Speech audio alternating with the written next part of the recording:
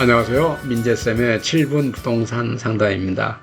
5월 30날 정부에서는 서민생활 안정을 위한 긴급 민생안정 10대 프로젝트를 발표했습니다. 그동안 새 정부 출범 후에 민생 안정을 최우선시하던 정부가 이제 민생 안정에 대한 10대 프로젝트를 설정하고 정책 시행에 적극적으로 나서고 있는 모습입니다. 그 내용을 살펴보면은 첫 번째 먹거리에 관한 내용이 되겠고요. 두 번째는 생계비에 관한 내용이 되고 세 번째는 주거 안정에 관한 내용이 되겠습니다.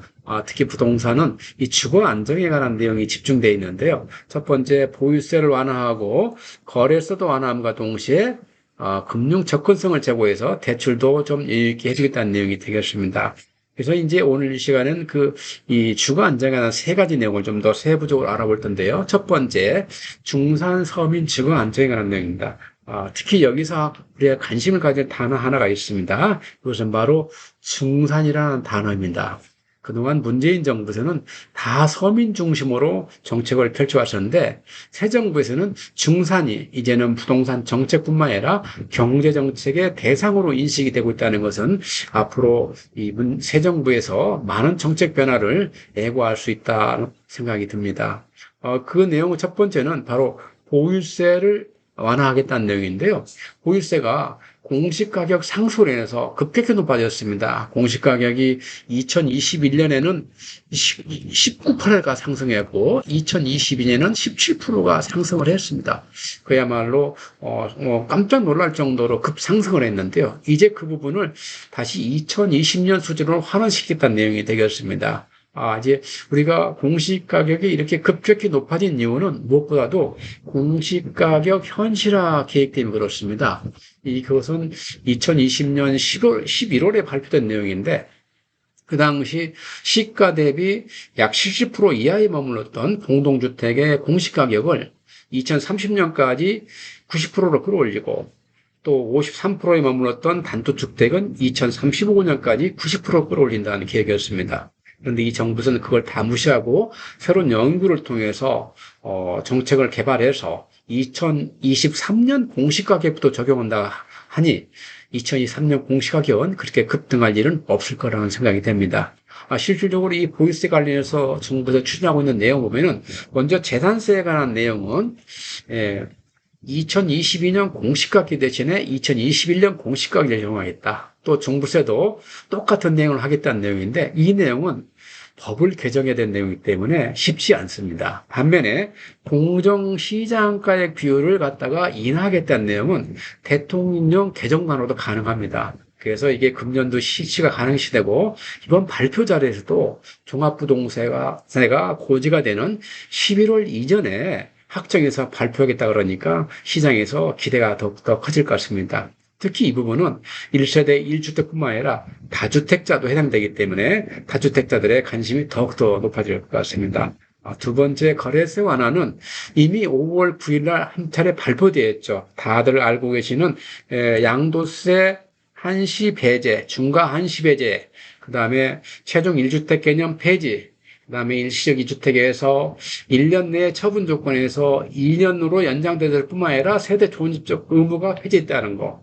시장에서 다소 놀랄 정도의 정책이 발표됐는데 그때 정책이 발표 때 시장에서는 두 가지 아쉬운 점을 얘기했습니다. 그 중에 하나, 첫 번째가 바로 오늘 발표된 취득세 중과 기한의 연장입니다. 즉, 조정지역의 주택을 보유한 사람이 조정지역에 새로 신규 주택을 취득했을 때 취득일로부터 1년 내에 종전주택을 처분해야 취득세 중과를 면제했었는데 이제는 그 기간을 2년으로 연장했다는 것입니다. 그만큼 거래 가능성이 높아진 것이죠. 또 하나 시장에서 원했던 사항은 바로 초고가 주택에 대한 대출 허용이었습니다. 아직까지 그 부분은 풀리지 않고 있습니다. 그 다음에 이제 금융 접근성에 관한 부분은 결국 대출을 풀어주겠다는 얘기인데 생애 최초 주택 구입자 대해서는 LTV를 현재 60에서 70%인 것을 80%로 끌어올리고 그다음 DSR 총부채 원리금 상환 비율이라고 해석이 되는데요. 그 비율을 선택할 때는 소득 대비 원리금 상환 금액을 가지고 나눴습니다. 소득이 작을 때는 원리금 상환 비중이 상대적으로 높아지기 때문에 그만큼 대출 규제가 받게 되는데 그 소득의 장래 소득을 산입함으로써 그 DSR 비율을 낮게 해주는 효과가 있어서 대출 금액을 더 많이 받을 수 있도록 해주겠다는 얘기입니다. 단지 이 대상은 청년층에 한다는 것이 약간 아쉽기도 합니다.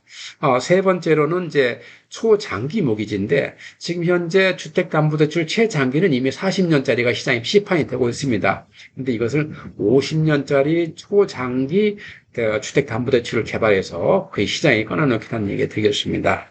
이런 정책들은 실행 계획이 필요합니다. 추진 일정이 필요한 거고요. 그래서 그 추진 일정 보면은 먼저 공시가격 상승이나 그 다음에 2021년 공시가격 적용 이런 것들은 다 법 개정이 필요하기 때문에 비록 정부에서는 이제 3분기 중에 실행하겠다 하지만은 현재 더불어민주당 입장에서는 찬성할 확률이 크지 않기 때문에 아직까지 좀 지켜봐야 될 상황이고요. 말씀드린 대로 공정시장가액비율은 아마 바로 개정 가능한 거로 생각이 되고 있습니다. 또 법령화되어 있지 않지만은 시장에 막강한 영향을 미쳐 있던 공시가격 현실화 계획도 새로운 연구 용역을 통해서 2023년부터는 새로운 공시가격 체제로 하기 때문에 시장에서 기대가 상당히 크게 되고 있습니다. 두 번째, 이제 일시적 이주택에 대한 양도세나 취득세 중과를 위한 기한 연장도 이미 실시가 되고 있다고 볼 수가 있고요. 생애 최초 주택 구입에 대한 LTV 상승과 DSR 산정 같은 것도 운행 업무 규정이나 창구 지도를 통해서 금년 3, 400년 실시 가능하고 초장기 50년 주택담보대출도 8월 중에 출시한다고 하니까 시장에서는 상당히 기대가 커지는 것 같습니다. 오늘 여러 가지 이렇게 정책 발표에 따라서 주택시장이 다소 영향을 받을 건데 어떤 영향이 발생할 수 있을까요? 첫 번째는 이 취득세 중과 기한 연장에 따라서 거래량이 다소 증가할 걸로 예상이 되고 있습니다. 아무래도 주로 주택을 구입한 사람은 무엇보다 첫 번째 무주택자고 아니면은 1주택 가진 사람들이 새로운 곳에 이사를 하기 위해서 추가 주택을 구입하는데 새로운 주택을 구입해서 1년 내에 기준주택을 팔지 못하면 8%라는 중과세를 받기 때문에 쉽지 않았던 거죠. 근데 그 기간이 2년 늘어남에 따라서 쉽게 일시적 이주택 제도를 활용할 수 있다고 생각이 되고요. 두 번째는 바로 상급지로 갈아타는 욕구 때문에 양극화가 더 심해질 거로 예상이 되고 있습니다.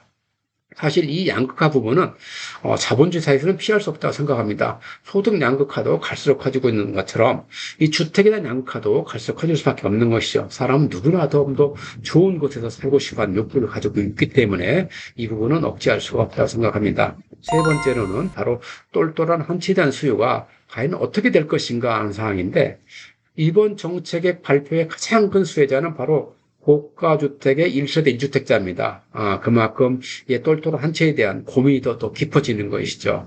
무엇보다도 똘똘한 한 채로 가거나 아니면 상급지로 갈아타거나 주요에는 갈아타기인데 연재처럼 이렇게 거래량이 드물 때는 갈아타기 할 때 조심할 부분이 있습니다. 그것은 바로 먼저 팔고 사야 된다는 것입니다. 여러분 이 부분 꼭 잊지 마시기 바라겠습니다. 오늘은 5월 30일 발표된 정부의 서민생 안정을 위한 긴급 서민 민생대책 10대 프로젝트에서 말씀드렸습니다. 시청해 주셔서 대단히 감사합니다.